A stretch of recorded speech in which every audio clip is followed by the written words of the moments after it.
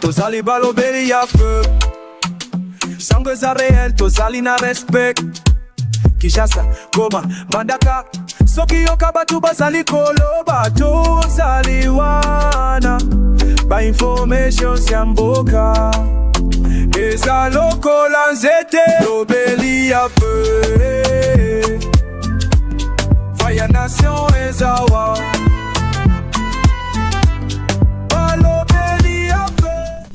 Très heureux, mesdames et messieurs, de vous retrouver dans le cadre de notre émission Tolobela Ekolo. Merci d'avoir choisi Balobela Peuple Télévision pour vous informer. Naibeke Boza et Bele Bozo Landabiso. Na 26 provinces, mais aussi en dehors de nos frontières. Naibeke Bokoza la déchuté, mais elle assure vraiment que s'abonner les gens à Balobela Peuple Télévision pour ne plus manquer.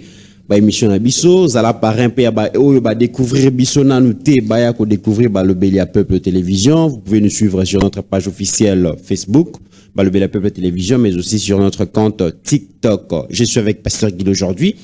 Nous allons parler de la question et la révision, tout changement et la constitution. Une question, un sujet qui continue de défrayer la chronique. Les acteurs politiques s'invitent au débat.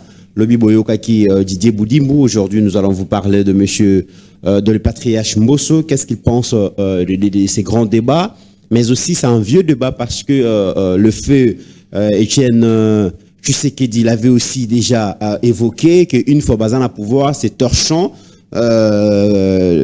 qu'il appelait, la constitution actuelle qu'il appelait de torchon, Bakuboa Kayango, Baku créer constitution Moussoussou, ce qui démontre d'après certaines personnes que l'UDPS reste cohérent comme parti politique, n'a mécanisme par rapport à la constitution actuelle, Batikala jamais qu'on adopté en parce que en 2006 bazara bato ba télémé là quand on a référendum, mais aujourd'hui son pouvoir, c'est tout à fait normal que va changer constitution. Mais est-ce que c'est que bato ba ko kanisa bato musu ba leber que débat ils allaient wana te débat ils le bien-être de la population et que les politiciens va se concentrer sur le bien-être de la population, autant de sujets autour il y a constitution, mais tout leber la batou parce que le patriarche aussi les sénateurs Bati pensent que le problème n'est pas les textes, le problème c'est l'homme congolais qui n'arrive pas à appliquer les textes aux Aïnakati à la constitution.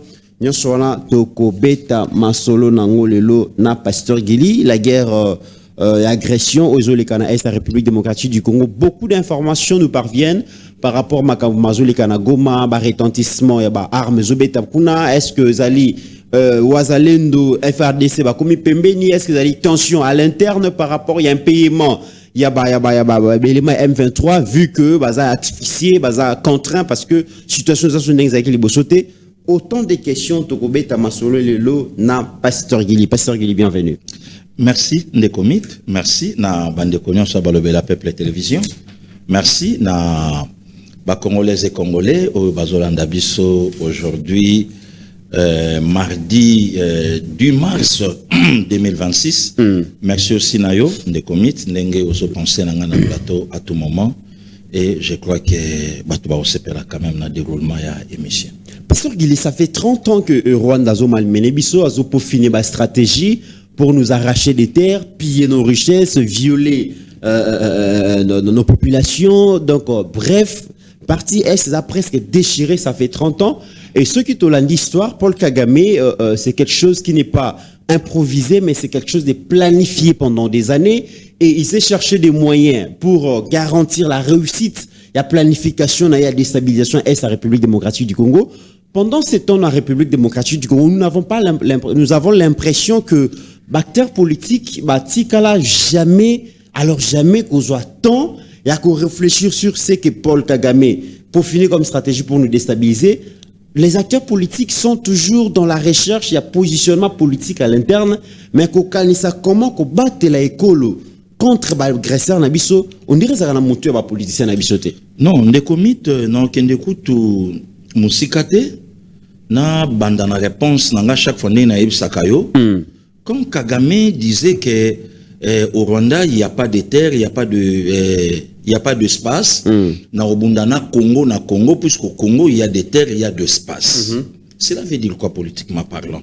Chaque fois, Kagame lobby, au Rwanda, il n'y a pas de traîtres. Mais au Congo, il y a des traîtres congolais. Donc, pour nous, au Congo, na osaka na Congo, na obunda na Congo na Congo, na osama nyonso na Congo. C'est par là que ndeko Mitterrand Kagame azwa kitan ya kozwa Congo. Tant lo ba Congo na domaine tout ya Congo. Kagame a infiltré biso. D'abord quand tu as infiltré armée à soi. Là osa d'accord nanga même le VPM Jean-Pierre Bemba à l'époque à Lobaka que Kabila azwa armée na biso mobimba apesa ngona Rwanda. Je m'explique ndeko Mitterrand na ya. Tomeka tovanda liwa ya moto to vi ya moto eza maboko nzambe mais ndenge yo moko outoloba na intro mais tovanda pe quand même tokanisa muke comment ba congolais nyonso ba eda Rwanda ya kokonza biso à 99,9 balelo bana samabele mais comment ba Rwandais o ba ya ti lelo baza ba James Kabarebe bayali mais biso awa ebele bakenda donc engelo bake armée na biso ezalaki ya Rwanda mais na kombo ya Congo. Donc so ngo sala eloko boy moko asawa na sisio ya tombwami. Ngo sala bo sisio atombwami. Même na administration de komit Congo aole la douane. Mais Congo yebite que Rwanda mtando simba douane na mboka na biso. Il paraît que motango pe beau-fils ya non beau-père ya ancien président na biso à 18 ans. Akufia wa bake kundaye. Renseignement militaire à l'époque. Dirigé par le Rwanda au Congo. Des comités Tokendati Balobina serveur il y a plus de 243. Donc na benga rande comités, na benga rande konangashi, tosana ye awanakin, mais ekena no na Rwanda ba contrôler Gilia lenga benga Mitterrand. OK, à l'écoute. Rwanda Toyokango à partir de Miko Télécel. Donc serveur ya biso. Oui, contrôle la communication, Toyoka que tout et à la Rwanda. Donc Rwanda contrôle tout yabiso. Toyoka moto yebango. Rwanda dit même nabasi, a dit même nabato obiso yebate. Ne commis s'entendre lequel que non. Ngana to koli na mboko yo. Est-ce que camarade du moko ya Francine Moyumba il y a 20 ans passé à Kobima?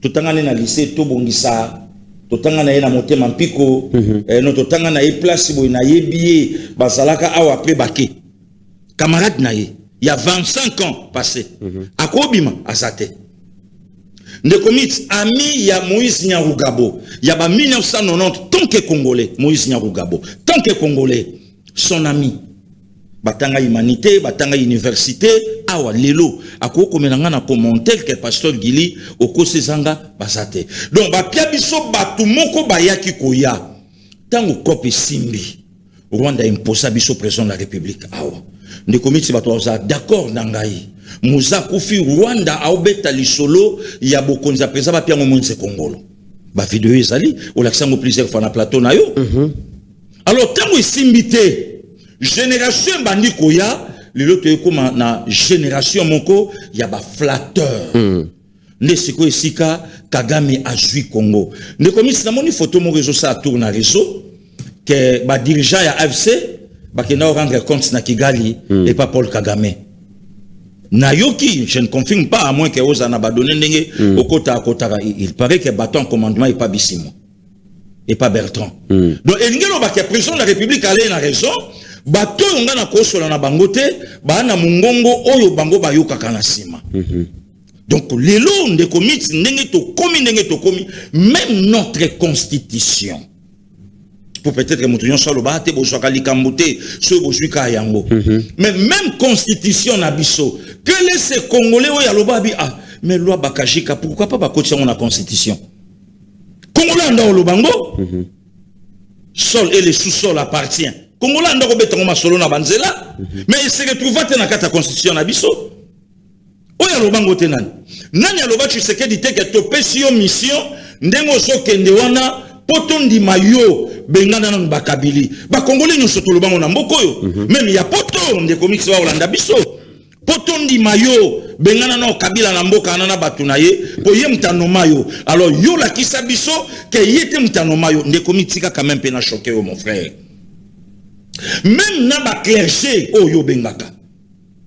Non monsieur le président toi d'accord à soutenir yo mais kabona na na batuana nde lelo ba clergé ba comme bundela tolo bo vanda pe na ye na mesa. Tala niveau au Rwanda komisi biso. ta niveau de comité. Il y a quelqu'un aujourd'hui dans l'opposition. Moutounio Sazo Kanisa ko menacer pouvoir. Il y a Félix Antoine Sekei Tcholombo. Aïba ke pouvoir on Nzambe moutapé ça. Bisoto ça la remise et reprise dans Nzambe. Né de l'homme moutouna tellement habite roti qu'il a même pas 24 heures en 2028. Il faut qu'il y ait ni changement à la constitution. Donc c'est comme ça que le long de comité, place auto commis, n'a joué batté Yozanani, Ngana Zanani, Risenga Shazanani, Songolo Zanani, Toye Banate, Nanya Zoka Rwanda et puis Nana Zoka Congo. Situation ce que commis Nango Yango. Or, Yolobi 30 ans, mais il fallait na 23e année Nango et Moutumo Kwaya. Entre autres, c'est lui le sauveur. Aya, Abouna, mais ce n'était pas facile. Quand il y a Rwanda avant Batika pouvoir, Baye Basali ba résolution. Là, je salue Excellence Eliezer Tamboué, Pochi, Monaco, Lopango. Alors bien, il y a des résolutions. Oyo est bloqué même dans l'Assemblée nationale. Qu'on les quand même constitution. Donc, depuis que Boto la Motu, Nzazi. Ba okanga été, ba ko interpeller été, ba obenga été. Depuis ta kolo ba n'importe quoi na plateau. Wana ko tungai montant na osamba ne passé yo présent. Ba bi makamunios honorable président lobi etali mutute ba ko inquiéter te ba obenga épé na ngote. Mais yana batu ba sala ba 24 heures 48 heures na poto. Moya ko chata eloko na serlo lemo et ala quitté à cause de ba propos wana. Oui. Mais il y a des résolutions où salama babi ye bako benga ete ye bako tuna ye makambo ya lobite et le côté. Donc des comités mboka en otage bloqué. Tu sais que d'ailleurs face à une coalition, oyo kutu cardinal a même na cohabitation ou ezate, mais coalition ou ezali à faire face nango nana fingi ete na mboko yo. Un aventurier, nommé na Kabila. Même la justice appelle ça encore Kabila. Ah, en tout cas, c'est Tata Naya Salaka. Adina qui a travaillé nango. Donc, Babimi, c'est la biso Congo. Pas le président de la République. Babimi, c'est le Congo, Babolole. Même na Baboke, chou lelo, bakomi ba communicateur, ya Rwanda officiellement. Baganga kana mambo yo bafinga ka président Tshisekedi. Mais, mon toit aye bakelo ka osala. Agarda calme de comité biso vivre l'humiliation en mboko yo. Président de la République habite dans 10 jours et zoya ba prisonnier politique faut babima. Et tikali 4 jours ministre de la défense à l'époque a joué avec Kindu abi président Zelanga. Nana finga Tshisekedi te na mboko yo. Oya finga yete nani. De comité là ordonnance koti ordonnance ya nomination ya ba mandataire lelo moko ya bato banomaka président Sénat. Madame à portefeuille à l'époque a eu ordonnance signée par le chef de l'État avant de liango. Nana finga Tshisekedi te na mboko yo. Patin, Yuma, placebo, lilingi ya pamba, zoba, ba osaka nae, a osala 3 mois te, a osala 6 mois te, a osala inanete. Entre-temps, batu bana bango na kata coalition. Ne commission mo no ba batu ba biango et pourquoi ba osala semblant? Et les lots mouton batu ba fingaka. Alobi abi meno, ngala ngai na travailler na bino boye na makao mabe to kata coalition. Mouton na ko mabe? Constitution oyo même maître ya lopango papa zo somba. Ne komi to ke na parquet lelo total ba conflit parcellaire. Papa somba aloba na biso autant de maîtres to komi kuna voisin ya gauche alobi non wana parti nanga o ya droite abi wana parti nanga et que papa Jassa Koufa a lelo biso na tondonga na parquet. Mais nous avons une constitution ya mboka où il y a plus de 100 millions de Congolais, des intellos, des prêtres, bato mbwa na mboko koleka même na Rwanda. Ne komi ti Rwanda a bien resté, Rwanda a bien resté. Rwanda a titre mon côté, oh le lobako beta tel solo bako ti Rwanda. A ngote. Cardinal Malula à l'époque dirigeait même le Rwanda, na catholique. Rwanda est le côté. À un certain niveau, même les joueurs na biso belé, baké Rwanda po batombolango, Luvumbu héritier, a utako songa kalamingi tawa. Mais Rwanda imposé nga, a bi na constitution ko cha maître ya lopango na yote. Donc il n'y a à tout moment, nana posa ko kata boy na okatango. Un pays à superficie à 2 345 000 carrés, ko banan article de boso tin article shuka. Exact. Donc tata abota mais na combo ya bana acha combo mon mon côté. Non, des comités à un certain niveau, hein, toi qui t'as rappelé trop bas, pour vous na biso batunyo soba yebi. Mais ce que toi me capé toté ya batwa mayele. Ndaku nini ya location, mutu akota bayera lobby pensir na ngokuta na ko changer té. Mais to changer ngo, surtout na ba fin de l'année. Rwanda imposé biso makambu na mboko président Tshisekedi derrière bi. Oh, est-ce qu'il y a pas moyen, je sais. Est-ce qu'il y a pas moyen de vivre en paix? Très bien. Avant tout, comme on a Pasteur Gili, Nalikambo n'a lobé que Rwanda a joué une stratégie pendant 30 ans à réfléchir ça, à tala commerce qu'a envahir Est la République démocratique du Congo, à bénéficier de la richesse, voire même Congo de la Mabélé. Rwanda a tout préparé. Mais l'homme congolais, Pasteur Gili, biso a toujours dans distraction, pardon, toujours dans la guerre à positionnement politique à l'interne. Le long de la ligne, vous m'avez fait une option mi-balé. Toujours la diplomatie na armée. Oui. Pasteur Gili, le Congo est très riche. Très très riche. Surtout dans sa partie est. Donc comme on a que les voisins lointains, les voisins proches, tout le monde rêve des ressources naturelles dans l'Est de la République démocratique du Congo.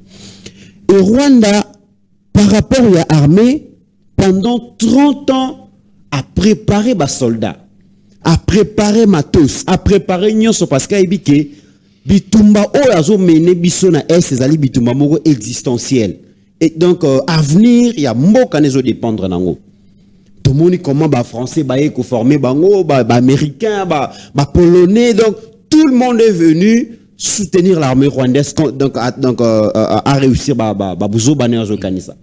Mais à l'interne biso Pasteur Gili biso ba congolais, quel a été l'état de notre armée pendant 18 ans, toujours à 18 ans au-dessus les cas.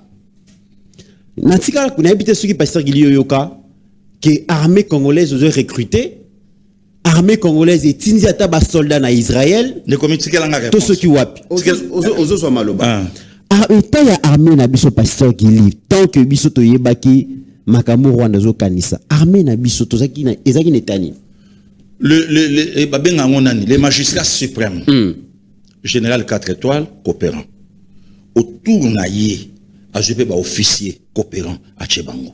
Bouyana cop tango yoye nango jepete. Ni komite na bete la rôle solo tozana armée à makasi comment, il y a un général na mboka na biso a dirigé club a commissaire club wana solide, passe à la point de pression ngamo na landa, mande pa veya ba holandanga, a ebisa bango abi na nemoko na dépensaka plus d'1 million de dollars. On a général d'armée. Général d'armée de comité rang. Tout na général wana na 1 million yo dépensaka rien que na club. Bongo belle famille, bongo ba mi et connaissance. Na nemoko dépensaka combien aux oango wapi? Très bien, c'est la grande question. Aux oango wapi? Ndeko, il y a encore général moko à Salaport. Biloko kendaka na biloko yaka yekara montayebi. Non tu quoi apprendre il y a pas longtemps na commune na biso Matete. Il y a un général passe à la station, il y a carburant. Un général coopérant. C'est comme ça que Armée Nabiso est qui. Armée Nabiso a recruté comment? Armée Nabiso a recruté déjà dans mixage et brassage. Oh.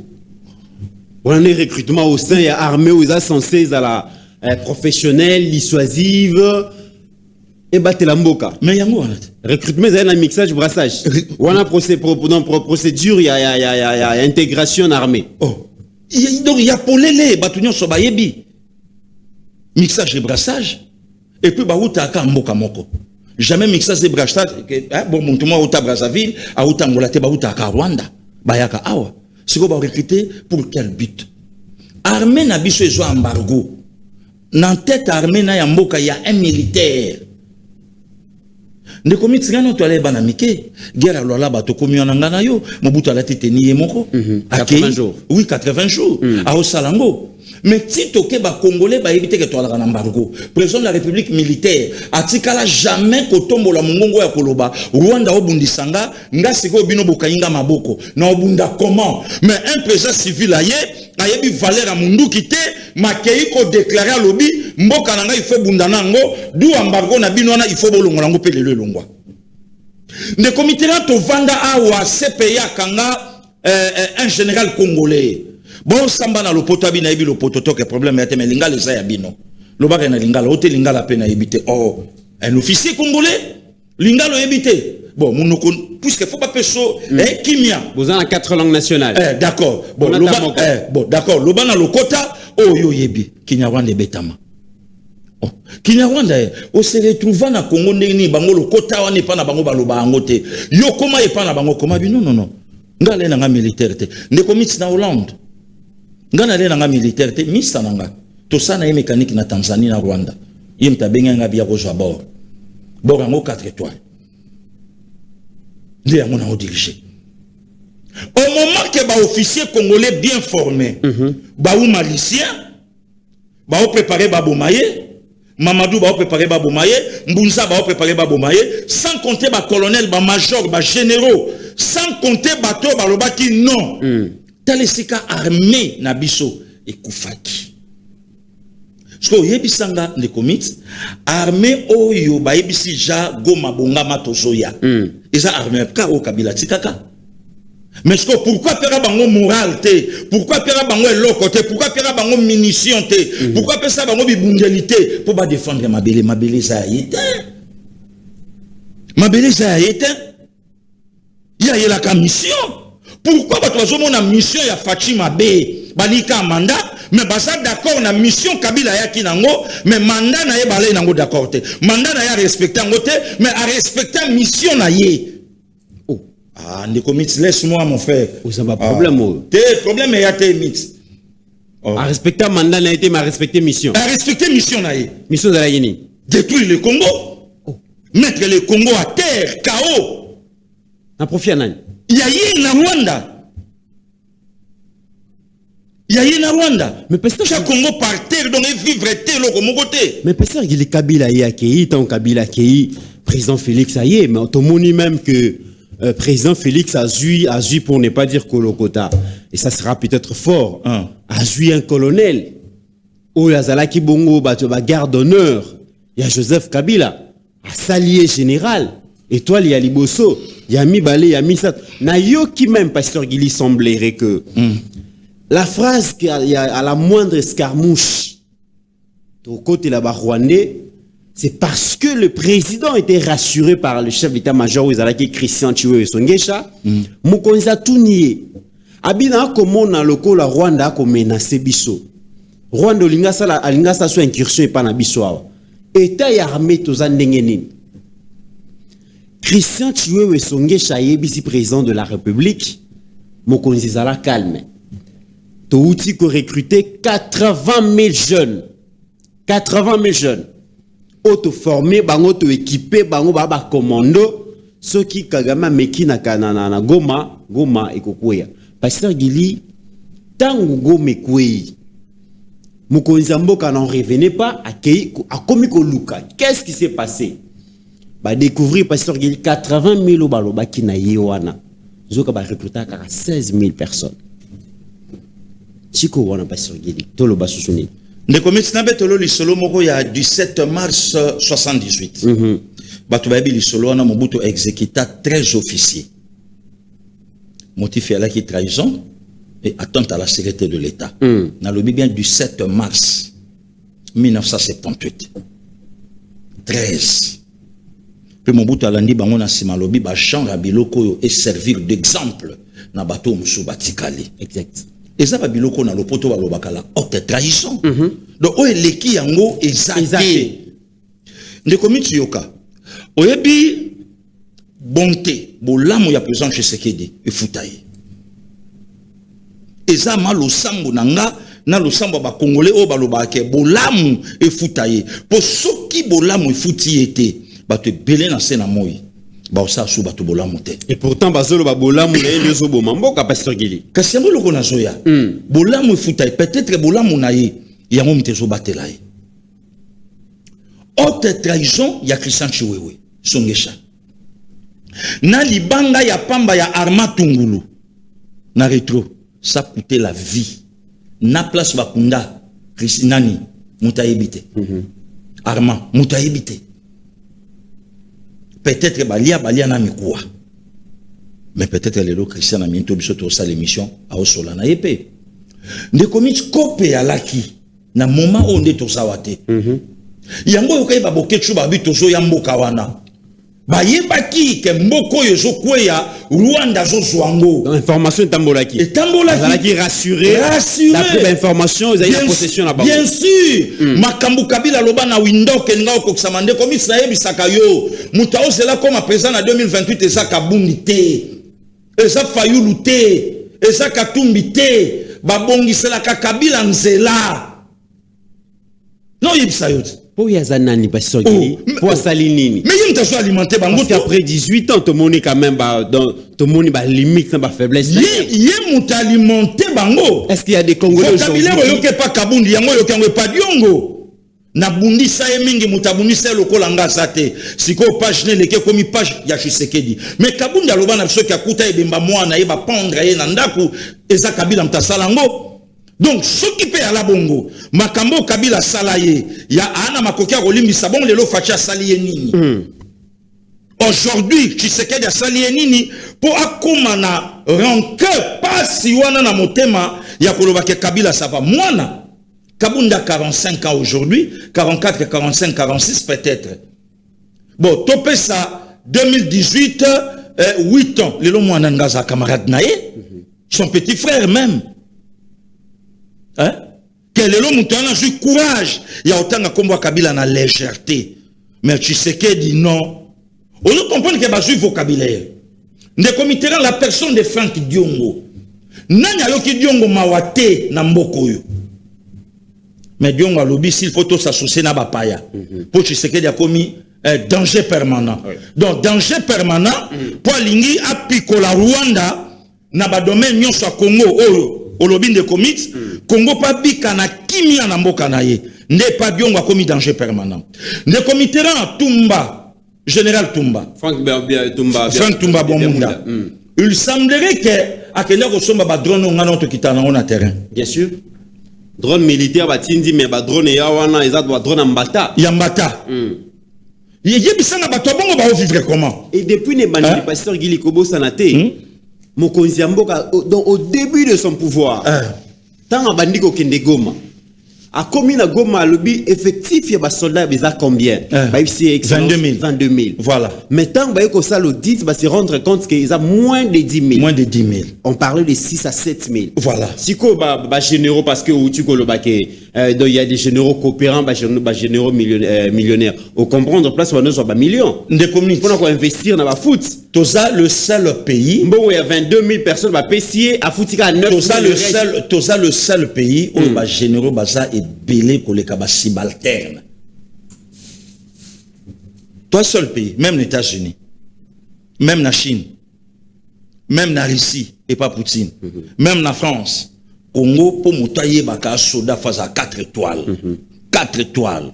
Et ça tactico batona ba yela kabiso nango. Kasi na armée ceux qui za bongo na politique pesali tout président à parti politique faut comme un professeur d'université. Mais les comités en mascara. Faut comme un professeur d'université. Il y a des noms, les lots. Et comme guerre même professeur. Même les Congolais basala d'accord té na thèse à doctorat au moto ça il est pas comme un professeur d'université. Au moins les lots à cause ya ko luka ko bimba na makambo moko boye. Les lots ba vérité ba vie ba c'est bandi bimba. Via si ça na université ni. Abio na Italie, batu na pe na Italie. To komo yo kango au contraire, to bando komo na vie mutu moko kimia mutu moko abwania. Via tanganeka ba cours en ligne. Matata mponyo pe aye na université doyen à faculté a démissionné pour Zara d'accord té. Voilà. Il y a Shadari Babi mec professeur qui mukolo ba parolo banine. Il y a Vital Kamere, problème kaka bango. Vieux thèse na yo ya doctorat au salango wapi poko ma professeur le lo ba vérité bando ba via salana ngote et ça sert à quoi na vous comprenez donc et là qui bato bayaka ba tiela ka biso bango ne commit vieux beaucoup la bi bato faut ba opia biso ba honneur nasa parmi bato na tikala jamais toi mon frère oyebi jamais na union sacrée na lobi ça ensemble il y a Arche à Noé Lieu azali ntaba azali mutunso azoli ali na biozela mokoya ozato mona na bofola yo c'est ça union sacrée les lots vérité en bima donc ba préparer même la politique civile biso ba marche pied na bango ndekomiti kende lelo na INC utaoza problème il y a quelques années na mamba prison oyoka ibatanga ki membre na procès famille restreinte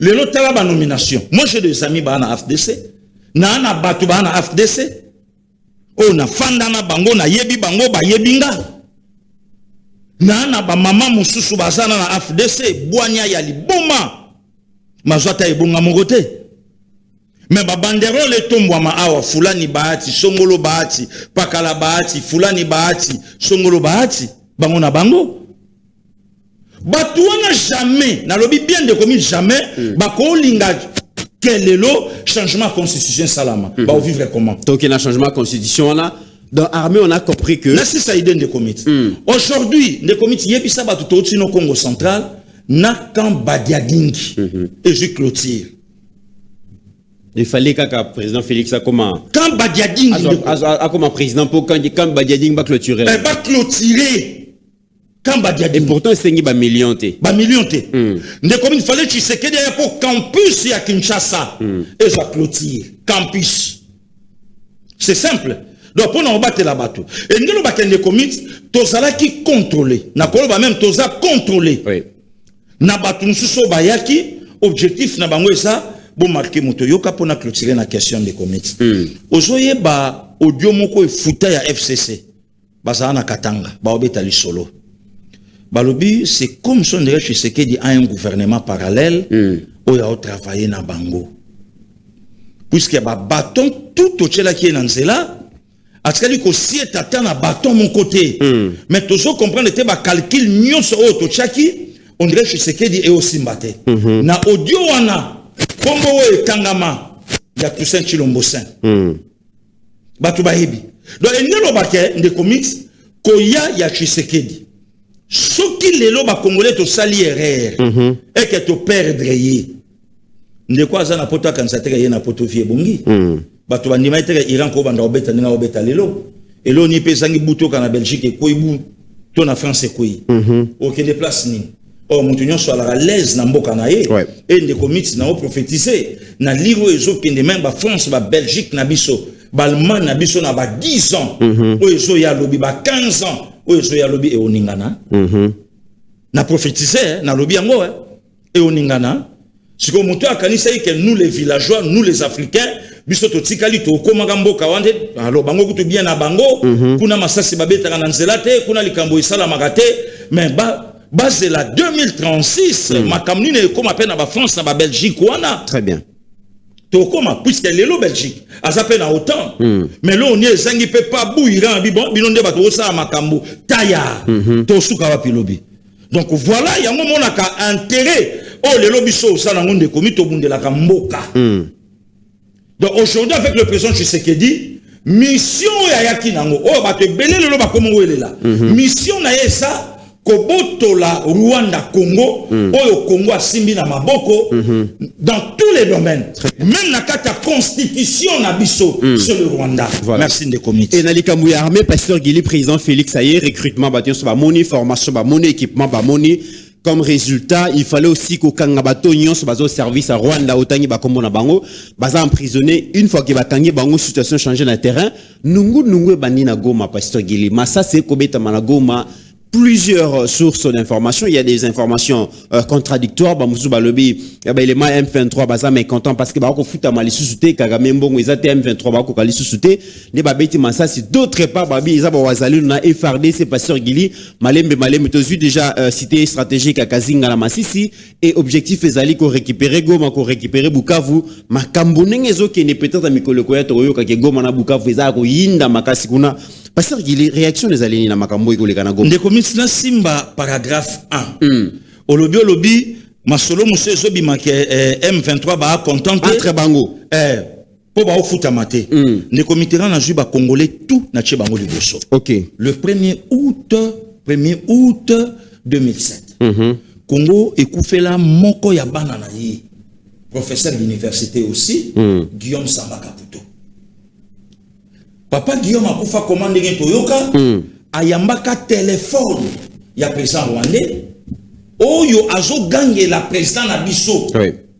que ose la nini potinda mbongo ya ba militaire wana posa ba militaire nanga batomboka na kangika na ningo lobi na lobi bien papa wana tanga a solo lina ye alobi monsieur le président je suis pas le président Kabila c'est son conseiller en matière de sécurité moment bazo solo la président oya biso gouverneur azo bimana place à Laki. Monsieur le président, excusez, c'est le président Paul Kagame au téléphone. Président Paul Kagame, tant que Bengani na mutune Kinyarwanda, abi débarrasse-toi de ce monsieur, ayoki parti à vérité à Makasi.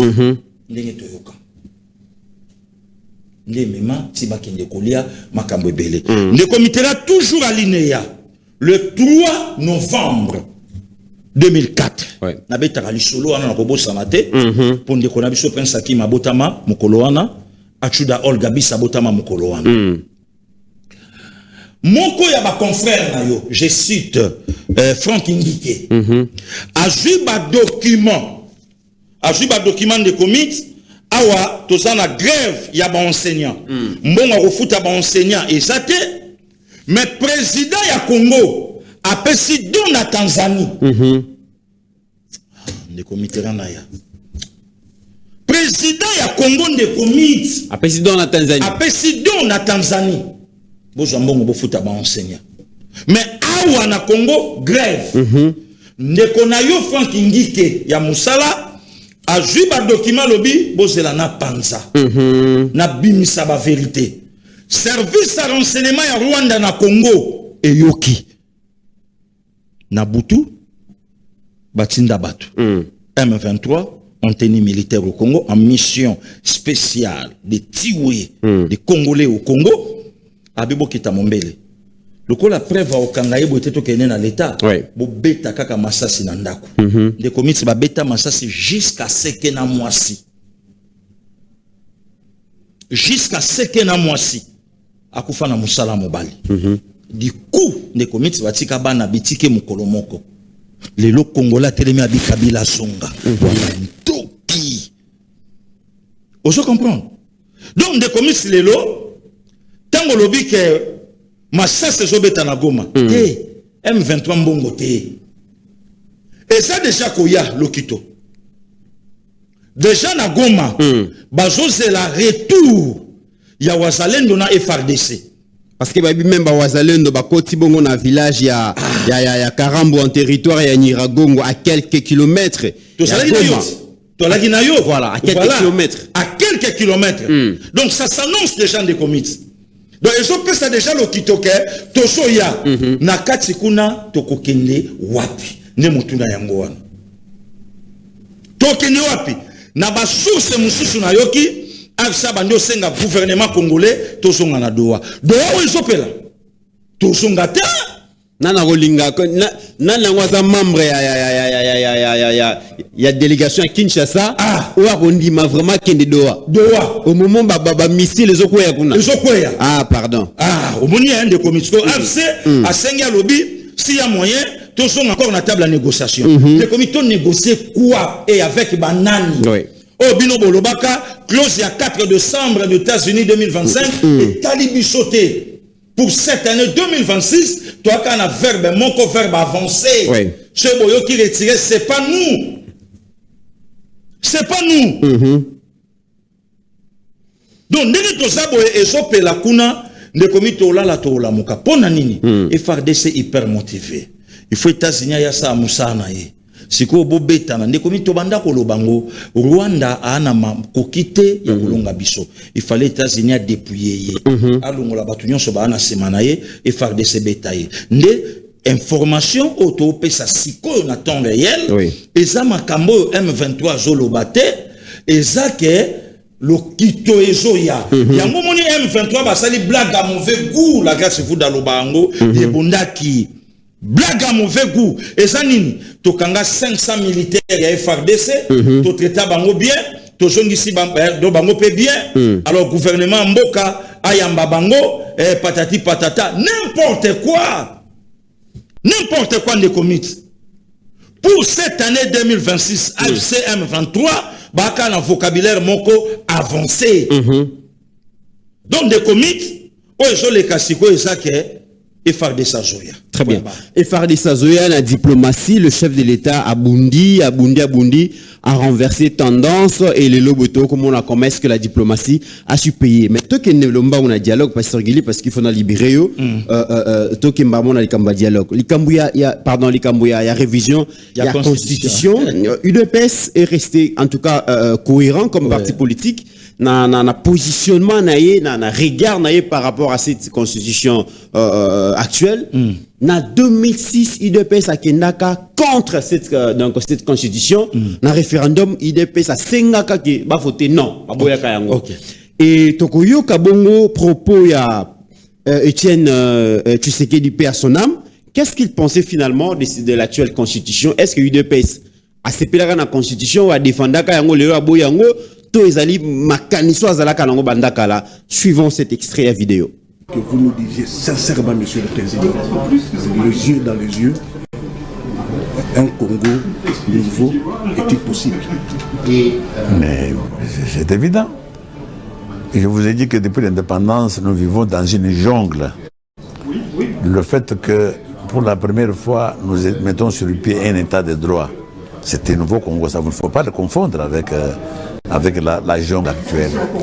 L'exemple, la jungle actuelle est régie par une soi-disant constitution qui est taillée sur la mesure de belligérants.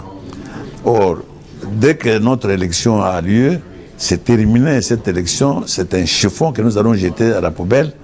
Nous reprenons la seule constitution élaborée par le Congolais et pour le Congolais, c'est celle qui a été élaborée à la conférence nationale souveraine.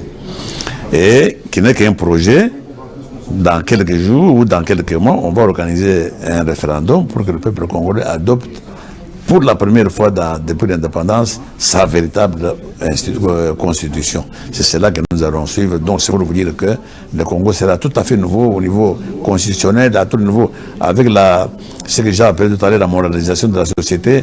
Vous allez voir que même au niveau de mentalité, ça sera un véritable Congo nouveau. Je vous remercie, Monsieur le Président. Eh bien, là, je vous souhaite bon succès. Nous comptons beaucoup là-dessus pour la campagne et pour l'éducation future des Congolais. Pasteur Guili, ce n'est pas aujourd'hui que Batobakoyeko prêtait intention à UDPS, que c'est une constitution qu'elle avait voulu et aujourd'hui elle ne veut plus de ça. En réalité, l'Union pour la démocratie et le progrès social n'a jamais été pour cette actuelle constitution et le vœu de ces grands partis politiques a toujours été sans changement. D'ailleurs, le président Etienne Abengango torchant et il ne pensait pas le développement de la République démocratique du Congo avec cette actuelle constitution, Pasteur Guili.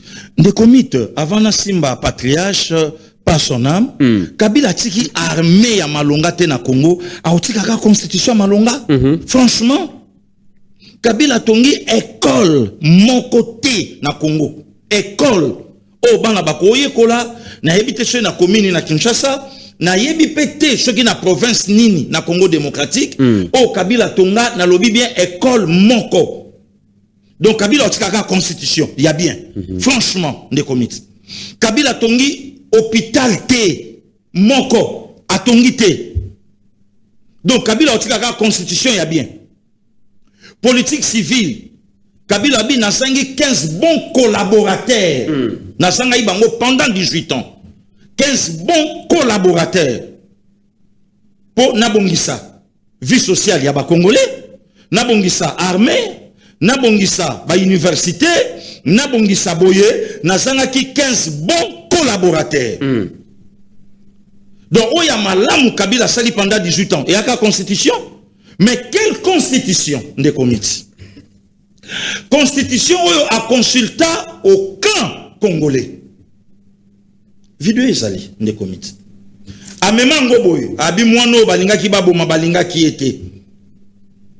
Mwano balinga ki ete ngana jui na bundi na ye. Lelo bato bandio mona ngo mabe. Mais non. Avant papa tiena loba makambo. Abi mais non. Mais comment toko kende na élection? Il y a dimanche 30 juillet 2006 avec quelqu'un oyo ba congolais ba yebi ete. Lisumu ya mwana nde komiti. Tout ça le recensement. Osaya wapi, Obima wapi, chefferie, localité, village, obima wapi. Ate pas baye sous du recensement salema. Oh, bon yé moka botama na momani. Akina pa na ye. Ah, yé moko grand prêtre na bomoto. Enseignement mobimba. Basala ki retour na bomoto na ye, retour ya ba des comités. Retour à banane sous pasteur Guili. Kasi Marina Joseph te. Na ko luka carte moko wa. Des comités là ya. Marina Joseph babi non. Tozonga et pas na biso. To kende to sa recensement. Prophétiquement na bomoto. Jésus-Christ de Nazareth. Oh, tu répètes le bas. Jésus-Christ il y a ciel. Hein? To Jésus-Christ du monde. Mais na bomoto to pese Yesu wa Nazareth. Pour abotama ikuna. Abotama ikuna. Mais ce qu'on est commis papa tient na yebisi biso. Aux amène d'accord nanga. Ne committera la période où il dépêche sa joie carte électeur. Et ça là que moyen même token na vote. Et ça l'a raté. Biso to pasteur qui biso to salani ngo biso vraiment ajekiala la kisana no yo biso to salani ni vraiment biso ba oyo to zaka kana na droit ya na carte d'électeur ou la carte provisoire faisant ceux qui de fils carte d'électeur et puis de comité na carte électeur tout le monde est célibataire sans enfant. Yangwana mobulu ezokota na babolingo ya bato parce que on ne sait pas qui est qui. Na lobby tout le monde est célibataire. Parce que tout ça là ni vraiment. Carte oyo mona oyo. Carte d'identité pour citoyen. 18 ans durant. Tozui yango te. Si on de commit na carte de génération na biso bana mobutu to yebaka ba date de naissance na biso na date de naissance bandeko na ba poste no ya bandeko na biso. Yango koyoka so babi Naya Fulani ate. Wana Docteur Rachel. Docteur Rachel. Naya Songolo. Oyo, Madame Naya Niclette, ya Papa Gervais. Naya Pakala. Oyo, Madame Nelly Naya, ya Honorable. Donc, toyeba kabongo. Pona nini, tobanda kotalango. Mukomsu na zui ya mama, oya mama fota mameza akaliboso, ya papa na sima, oya papa fota papa liboso, ale tolandani po eyebana. Le lobo toi na carte moroté, tu sais pas qui est congolais, qui ne l'est pas. De comics na yebisio, Kabila alaki na mission. Et ma bête, pendant 18 ans, il a une mission.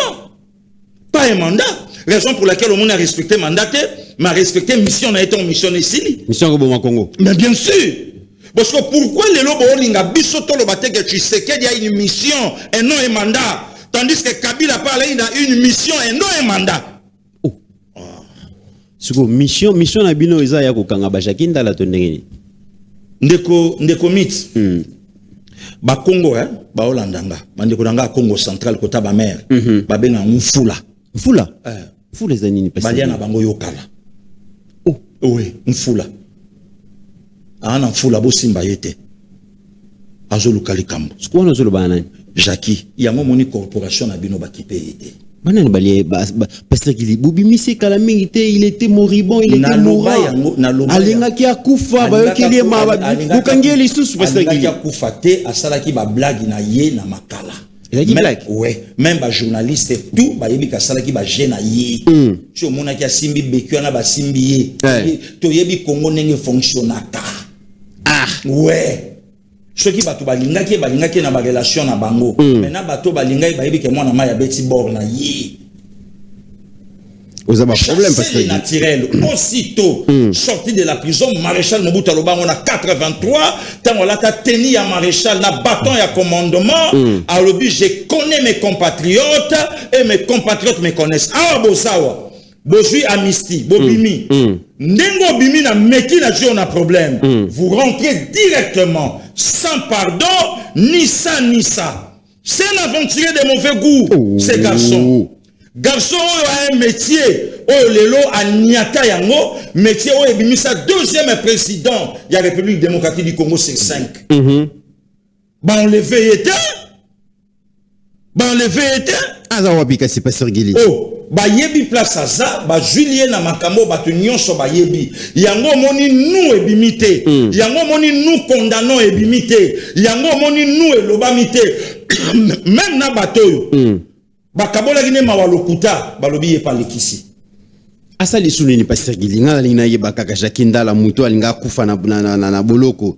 Bat baleli lelia wa yo pozalaki parmi bato bolelaki bobi bon, abimara abimi boba bakeli sous mercredi. Te na makamune moka koyina. D'après certaines informations, on a confirmé en ngote mena koyoka likambuka ya collaboration na M23. Ah ouais. Na Jakinda l'appelle sous. Oh, mais Jakinda la luka ko place ya la carte. Parce que au la luka la même boulot ngona mayele na ye, abandon sa émission na 4 langues nationales. Curieusement, Jakinda la luka la vie na ki yanke o eza domaine na yité.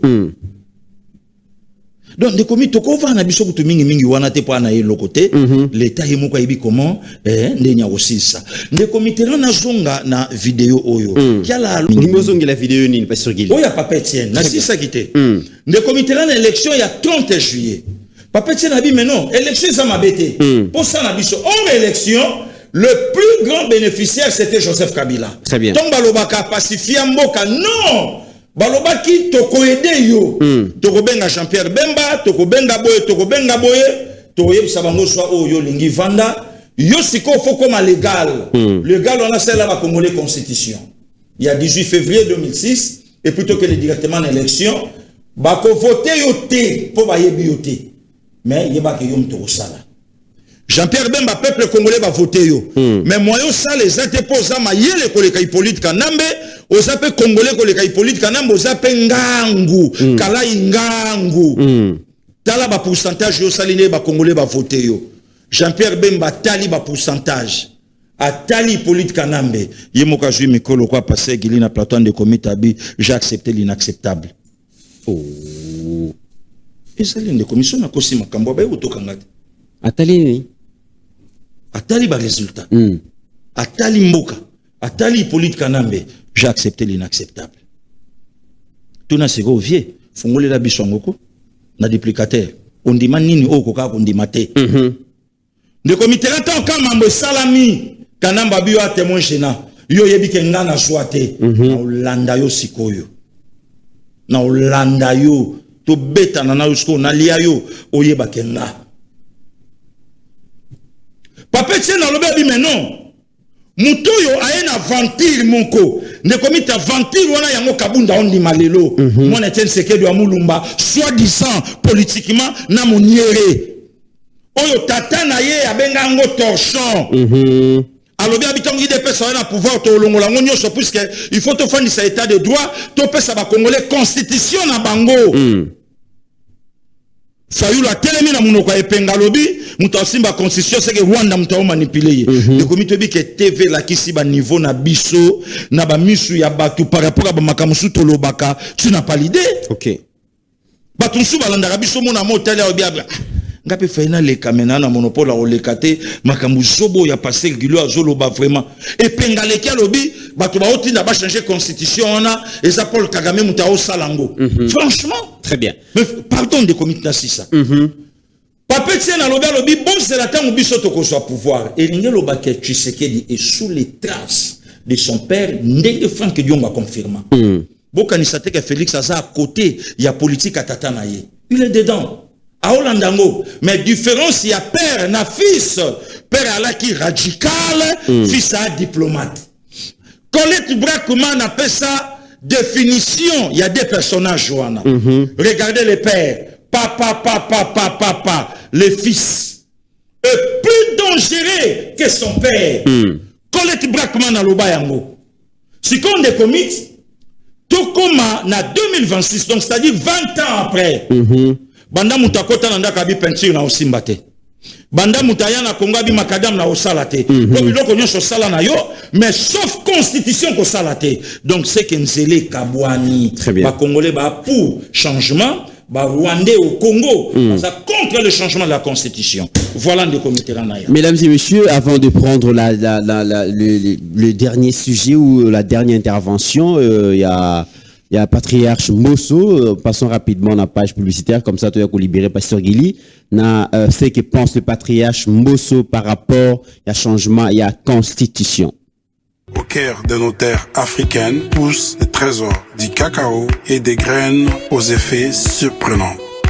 Récoltés avec soin par de mains passionnées, nos produits sont 100% naturels, sans additifs et riches de toutes les vertus de la nature. Cette recette secrète familiale possède tous les bienfaits du cacao et des graines naturelles. BioHerbs Cacao est un puissant antioxydant qui aide à réguler les taux de sucre dans le sang, à prévenir les risques des diabètes et à favoriser une bonne santé cardiovasculaire. Il contribue également à stabiliser la tension, à soutenir la santé de la prostate, à prévenir l'apparition d'hémorroïdes, à stimuler l'énergie naturelle du corps, à nettoyer vos reins et à baisser votre cholestérol. Disponible dès maintenant sur www.docteursmiracle.net. Disponible en physique dans nos bureaux, à la Courneuve, aux 4 rue Jules Ferry. Vous souhaitez rejoindre l'aventure Biers Cacao?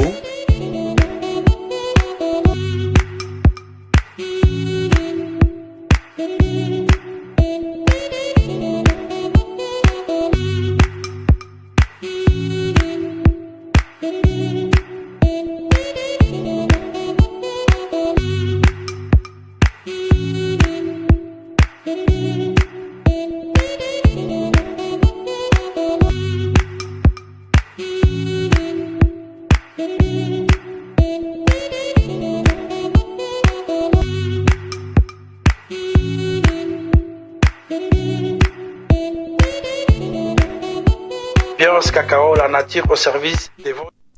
Voilà des retours sur ce plateau. Mesdames et messieurs, vous êtes très nombreux à nous appeler par rapport à produits BioHerbs Cacao. Donc, numéro Ezawana, Ozana Kinshasa, Ozana France, Ozana États-Unis, Ozawapi, Landa Publicité, Okomona qui est dans chaque ville, numéro Moko Ezawana, Olie Yakobenga Bisso, Solani Publicité Malam. Je pense que dans tout le coin, les recoins même de la République démocratique du Congo, les produits Ezali Bongo disponibles et c'est bon pour la santé. Pasteur Gili, l'obitozwaki réaction ya mon amboka Didier Boudimbu par rapport à changement à la constitution, il écoute à marché ba monter à lobby tout droitine à 3 dans troisième mandat pour la amboka tout droitine à 3 tout droit donc les génies blancs à lobby pour naïe et un problème mais avant tout côté dans la likambo patriarche Mbosso pasteur Gili, je voudrais quand même comprendre une chose.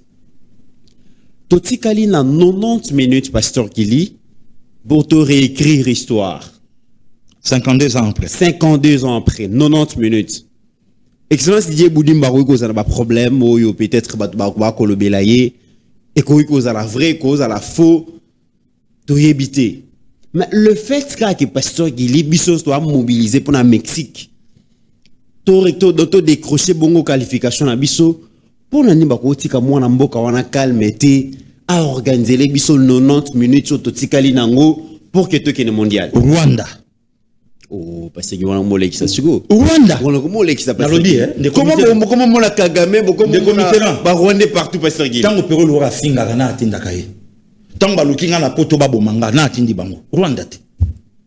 Ngai frère na yo. Na ota l'émission boye, na ota la bula lusini ndenga zolo balobi militant moko ya IDPS aye na mbongo po ba beta pero awa. Na telemi la grâce Vouda leader na telemi na otala Rwanda ouais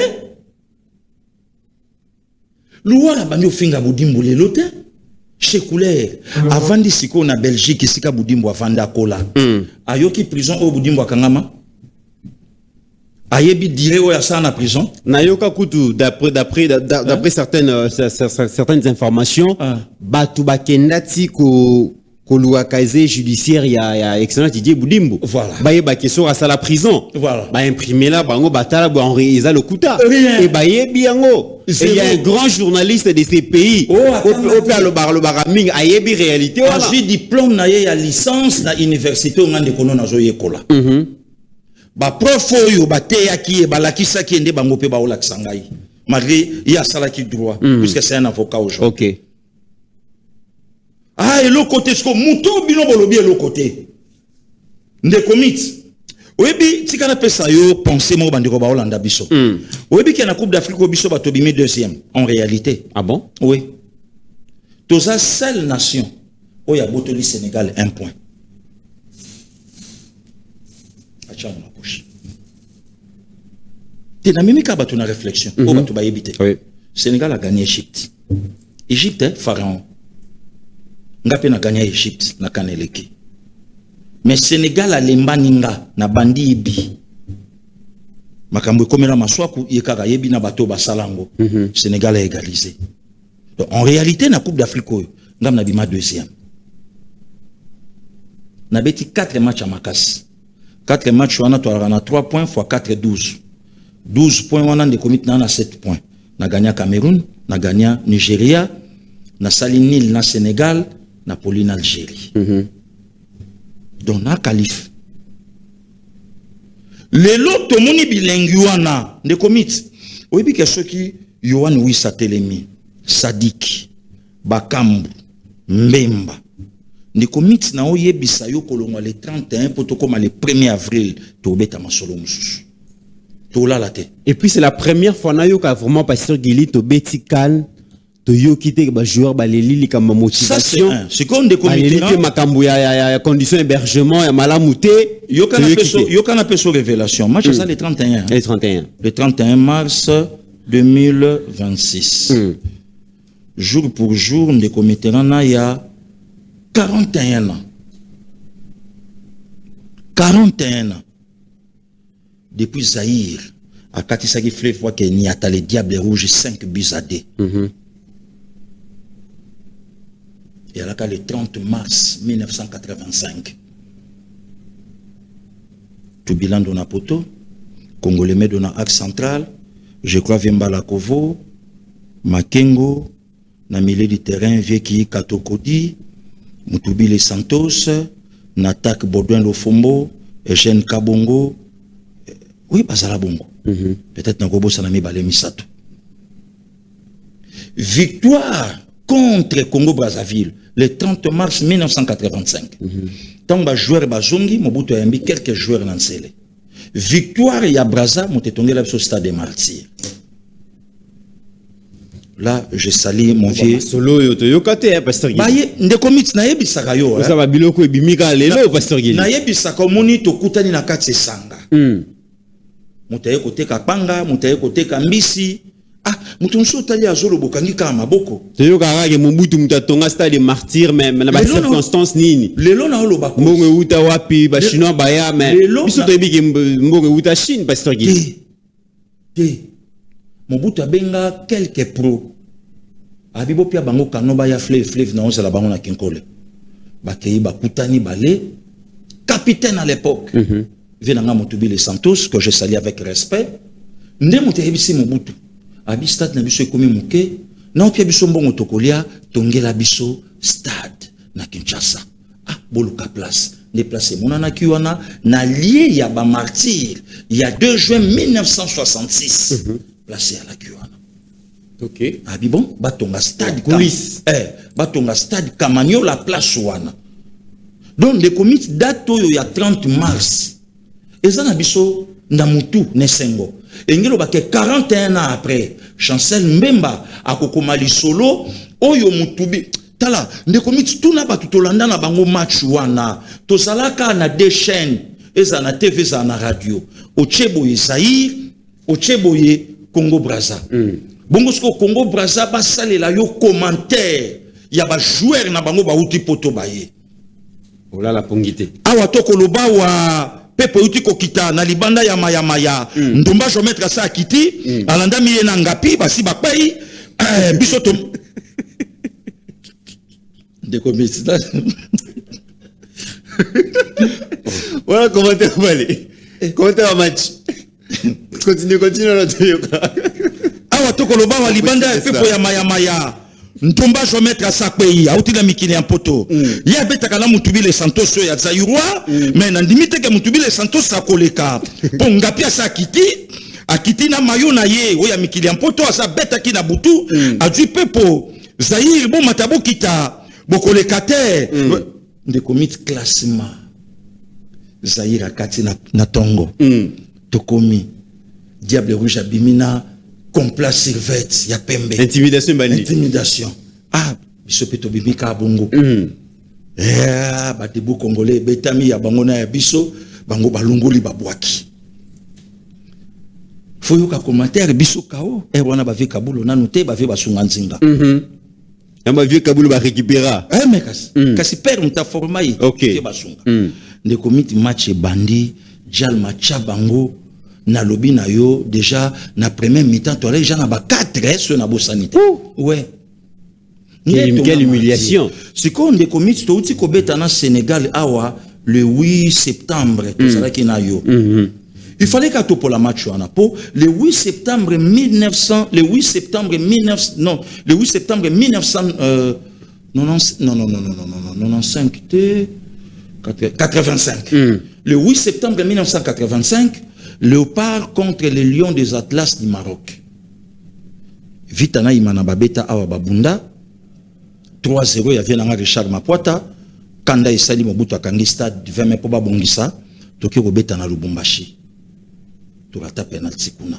Le même le 8 septembre tu es pour la Sénégal là toujours 41 ans après. Parce que oyo to gagnant pourquoi pas les 31 auto gagnant. Alors tout chat tato yo budimbo maboko. Te babi était pasteur Giliba. Mais il était ce que total babi le scar va lui revenir. Et le scar va revenir au président de la République. Bah on va l'endroit à cause de l'éloge. On a été pasteur Gili. Mais c'est biso ya mboka te. Bah le bien que motiver sur va changer constitution. Mais na lobi soki bango basa ba congolais ya solo. Yo kaneng babenga ngo les léopards de la République démocratique du Congo. Mais la victoire est cause à la président Félix na excellence Didier Boudimbo. Mais na lobby hein. Bah tu ne balingi oyo ka ba comme on. Toloba ki Boudimbo est compétent hein. Toloba ki a sa frappeur. Ouais. Ka toloba ki a Chekouler. Si ko Chekouler a commis comme mabiso ti na Mexique, to beta match de barrage na Jamaïque, ceux qui na Nouvelle-Calédonie, ceux qui nan. Chekouler te.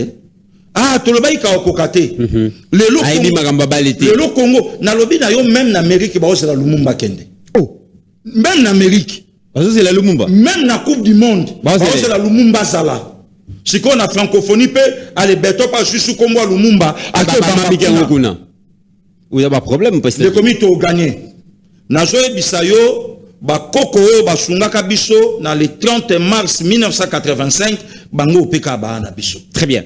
Mesdames et messieurs, prenons la réaction. Il y a le patriarche Mbosso. Qu'est-ce qu'il a dit par rapport au débat au débat qui pollue déjà l'espace médiatique, il y a République démocratique du Congo. Donc c'est que le patriarche a dit comme ça, toi Kozonga. Nazalaka istika bakomaka constitution wana. Bato na oge babande koswana na radio, télévision na ba réseaux sociaux. Pe nazo koseka pwana nini. Constitution ye moko alobi nga boko ko changer ngai. Article 218. Ye moko constitution alobi boko ko changer ngai. Soko président de la République alobi to changer constitution apesi ba idée na ye. Isa bongo te. Bongo. Soki ba député moitié na bango balobi to changer, to ko changer. Soko 100,000 ya peuple congolais 100,000 ndenge bo fandi bo. Bo komi mukanda to changer constitution, to ko changer. Yango. Biden nyoso wana balobi to changer. Bo komi botindi na pas parlement. Na parlement président Tshisekedi azana majorité. Majorité ya ba député bazaba na union sacrée. Y compris nga moko. Na lobi to ko changer. Nga na ndimi to changer. Po to sala ba élection ya 2028 to ko sala ngona constitution ya si la ganisi na mokili depuis nzambe asala biso ele ko to changer ka te Bible hein. Maloba nzambe to changer ka yango. Oui, comme pas problème pasteur Gili. Problème que ça atteint des comités. Yé moko constitution a bongisa lobi ce bwana posa bo bougengai na bongisi place moko oboko simbela. Tu peux mater parce que bitumba comme il a souka to soit ya pause. Nabi hein. Bitumba aussi la malamu to koti sous na débat ya changement constitution. Non, le comité tout na bateau baza contre changement bien révision constitution ba s'appuyer na nini. Bateau ba contre yango. Élément to ba article oyo simbi bango et même bango na raison ezani zéro pérennisation à président Félix na pouvoir. Est-ce que yango muteza nyon sobino bokolo bango ba comment na raki déjà yo muto banda likambango lobi président Félix azana mission ne commit ba lobeli peuple ezana besoin 5,000 congolais ba ko cha signature to ke déposer. Oui. 5000 Congolais, c'est pas trop. 100 000, 100 000. À 100 000, 100 000, il faut 100 000. 100 000 paya nango mingi te. Ba ya to cha mokolo to mbangu une semaine belé to kindotika. Oh. Apparemment vous avez déterminé Pasteur Gili. Mais des commits. Toboto la Congo na maboko ya bato mabeto ya nango po mezani. Likambo ezani des commits. Et lo koni na mboko yo bande zala échangea. Combien de nkembo lelo église sainte catholique échangé biso to bina kan nkembo ndenge mususu lelo tala ba petit ndenge ba komo bina nkembo ba changer te catholique a kotisi na renouveau na kati lobi esalaka a bouger na tondi yo ole kama na Saint Andrew comme Yesu azali awa Yesu azali oh il y a 20 ans passé à la boboto boyo Yesu na kolanda bipai biso na pasi to na esengo na kolanda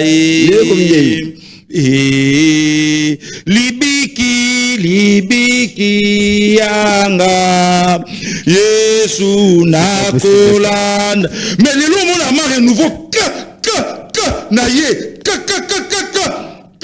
ngai nzambe le lobo adore ngai oyoka kuna alokotaka na se atomboli likolo alokota voilà elelo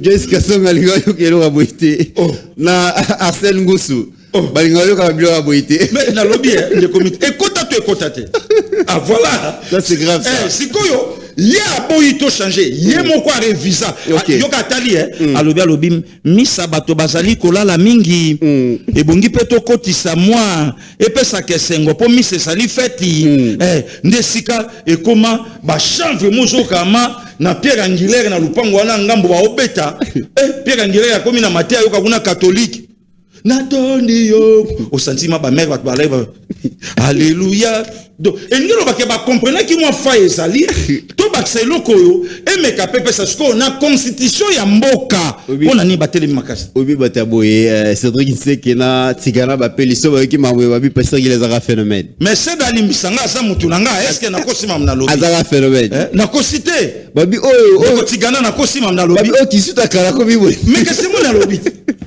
ya longa 7-10 na kosité. Ça c'est très grave. Donc de comité qui changer constitution.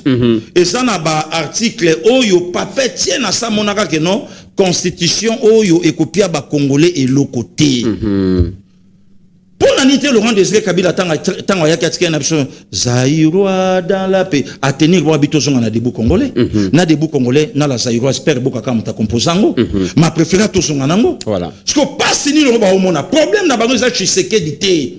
Bon, ça là par tout le moyen de renverser Tshisekedi au pouvoir pour n'aller autant que les mêmes intérêts nabino. Donc les lots n'a commis même sûr que quelques opposants congolais va foutre à Rwanda.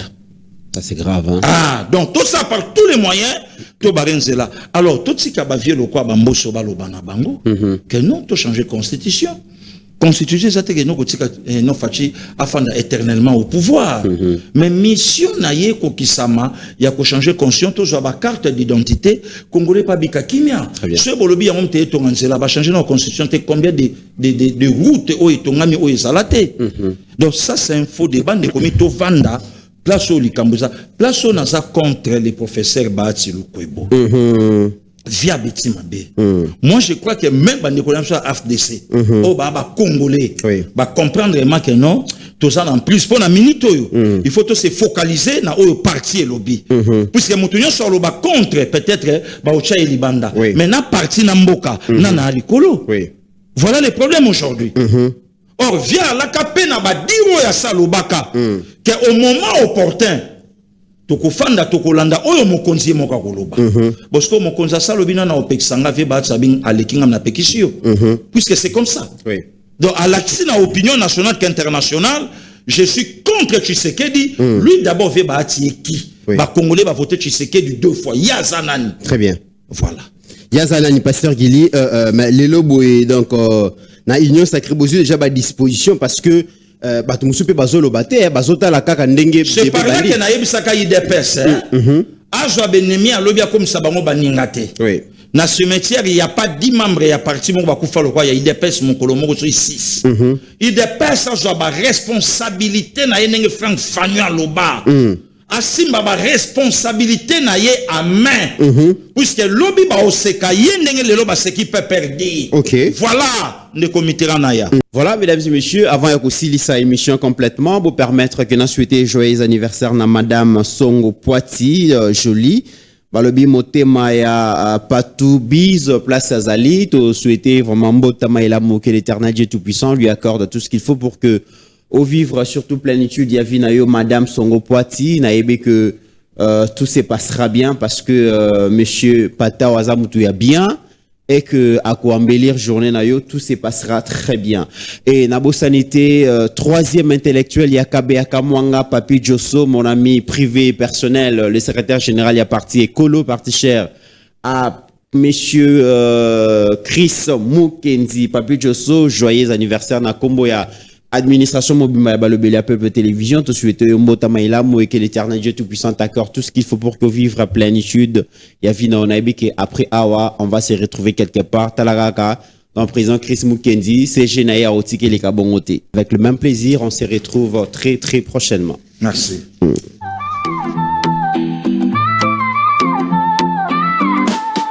Tozali balobeli ya feu. Sangue za réel, tozali na respect. Kishasa, Goma, Bandaka, soki yoka batu bazali koloba, tozali wana, ba information siamboka, eza lokola nzete, lobeli ya feu.